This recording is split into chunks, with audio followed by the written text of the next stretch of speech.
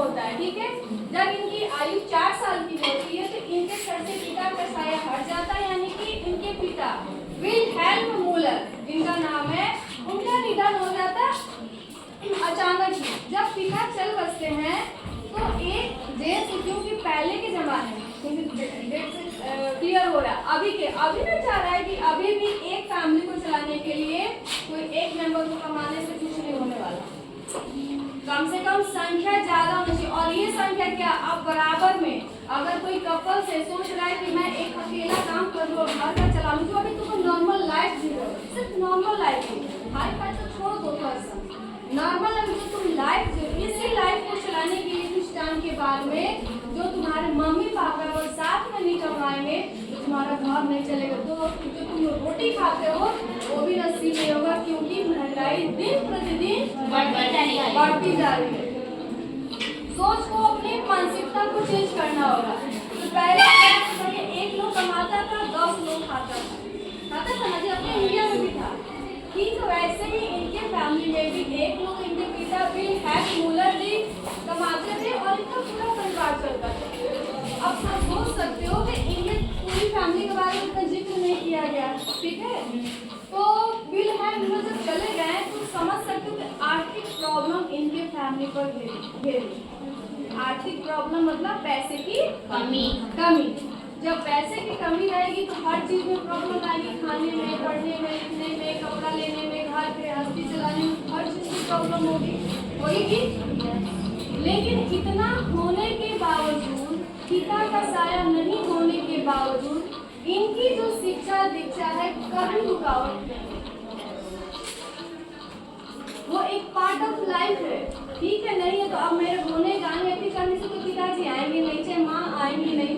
हमको इस लाइफ को आगे चलना है और अपने आप को कॉन्फिडेंट करना है, अपने आप को मजबूत करना है, मांगना है, स्वीकार करना है कि अब मेरे सामने पिता विल्हेल्म मूलर नहीं आएंगे।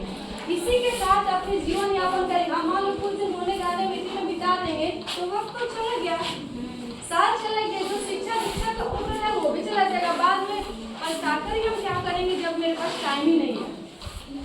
इतना सब होने के बाद भी ये अपनी पढ़ाई लिखाई जारी की। और तुम देखो इस तरह की जो बच्चा अभावग्रस्त होता है, यानी कि उसको अभाव जब जिस बच्चे को दोगे तो उसमें उस चीज की लालसा बढ़ जाती है। एक एग्जांपल दे रहे हैं, मान लो तुम ही मेरा बच्चा, तुम ही लोग में से तुम लोग का मन है कि मेरे पास ही, अक्सर बॉयज बोलेंगे मेरे पास ये बाइक, ऐसे किसी की कामना होती है कि मेरे पास बाइक हो, और लड़की को बोले तो मेरे पास एक स्कूटी हो, ठीक है। पापा की खरीद देती या मम्मी खरीद देती तो मजा आ जाता, उसी से जाते, ये वो करते, शॉप करते। ये जिन बातें सबके दिमाग में आएगी।